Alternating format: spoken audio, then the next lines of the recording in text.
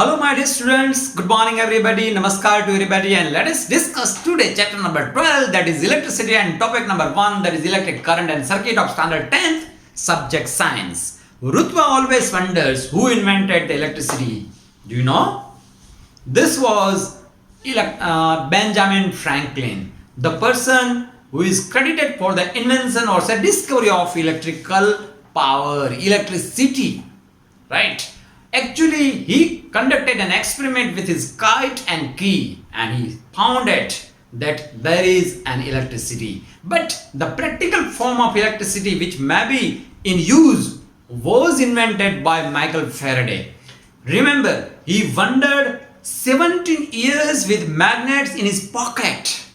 17 साल तक वो बंदा अपनी जेब में मैग्नेट्स लेके घुमा and then thereafter he came to a conclusion that electricity can be generated from the magnetism. Means he was the first person to establish the relationship between magnetism and electricity. Repeat, he was the first person to establish the relationship between magnetism and electricity. मतलब उसने कहा कि magnetism और electricity दोनों बहनें हैं, जुड़वा बहनें, एक में से दूसरी और दूसरे में से पहली ऐसे घूम सकती है, बदल सकती है, कन्वर्ट हो सकती है. Means magnetic energy can be converted to electrical energy and electrical energy can be converted into magnetic energy. This was established with the help of Michael Faraday with his very hard efforts of 17 years.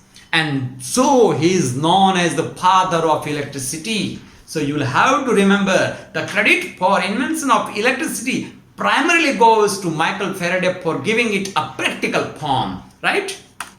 Next, we are very much familiar with this type of various invention. For example, incandescent lamp, and you will have to remember one more thing. Actually, invention of incandescent lamp or bulb, उसको हिंदी में बोलते हैं लट्टू.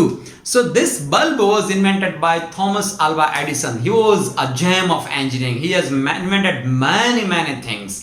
So then thereafter, tubes, then CFL, then LED, and then floodlights, etc. CFL means compact fluorescent lamp, and LED means light emitting diode. Presently, we are using LEDs, which actually consumes very low amount of the power. So, future of lighting is relied upon the LEDs. Now, fan, fridge, TVs, AC, cooler, washing machine, all these devices basically run on electricity. We may say almost all gadgets and electrical appliances use electrical power in our day-to-day life for different types of the works. And now say this one.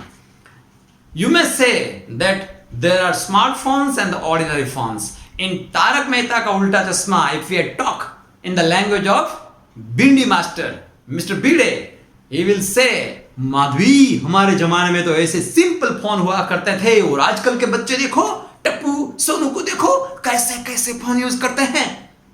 सही कहा ना? You are using just like Sonu and Tappu smartphones. You are watching my video lecture on the smartphones. But actually we were using those type of the bigger type phone. Anyway, so mobile phones also cannot run without electricity. Hence, electricity is a part and partial of our life nowadays. So what are the different types of electricity? Basically, there are two types of electricity, AC and DC. DC मतलब कि बहुत ही अच्छा सीधा साधा इंसान, वो बस ऐसे सीधा ही चलता जाएगा, कभी ऐसे होगा ही नहीं. लेकिन AC is very notorious. वो कभी ऊपर जाएगा, कभी नीचे आएगा, कभी ऊपर जाएगा, कभी नीचे आएगा, ऊपर नीचे होता ही रहेगा, घूमता ही रहेगा. वो सीधे साधा ऐसा बैठेगा नहीं. लेकिन डीसी बिल्कुल ऐसे ही सीधा साधा बैठा रहेगा, चलता रहेगा सीधी दिशा में. So DC is a direct current and AC is alternating current. Repeat, AC is the alternating current and DC is the direct current.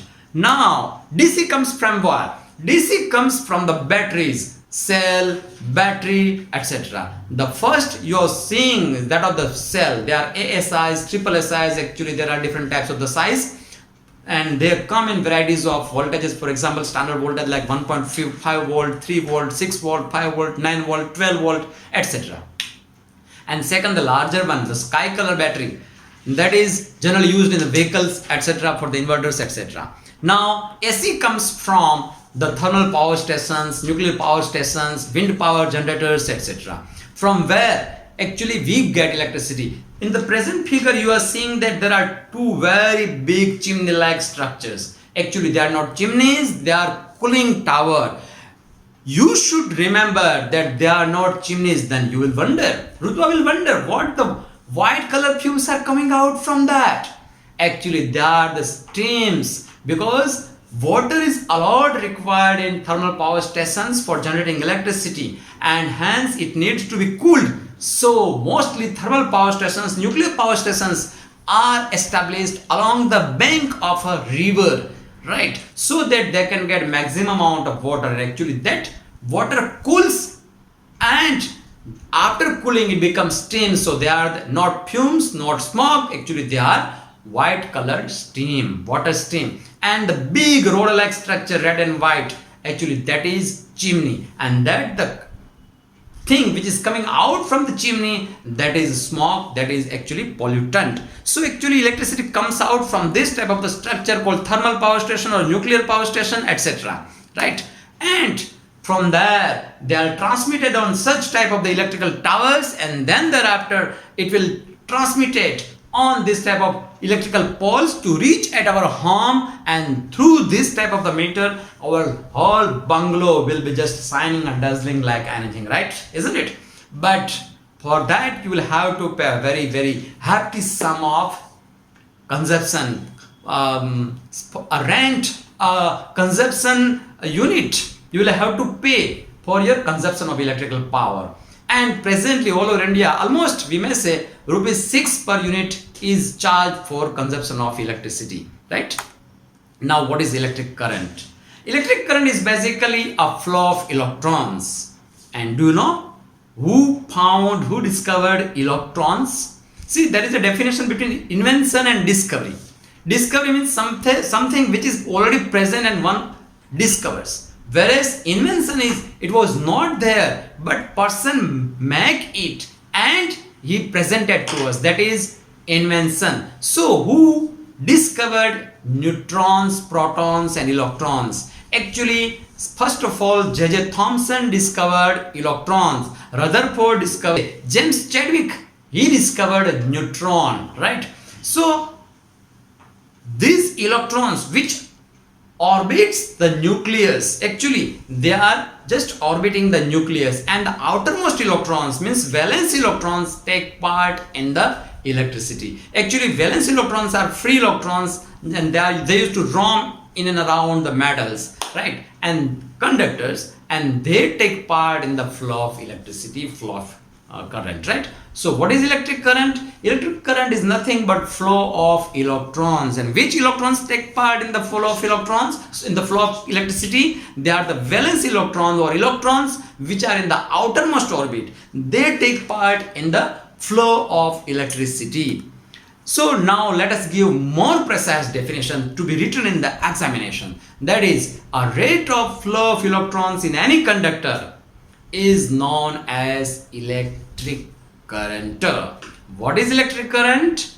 A rate of flow of electrons in any conductor, and the SI unit of current is ampere. Now what the word SI means? SI means Standard International. Actually that's a French word, and in Paris a convention regularly used to meet regarding the standards for various physical items.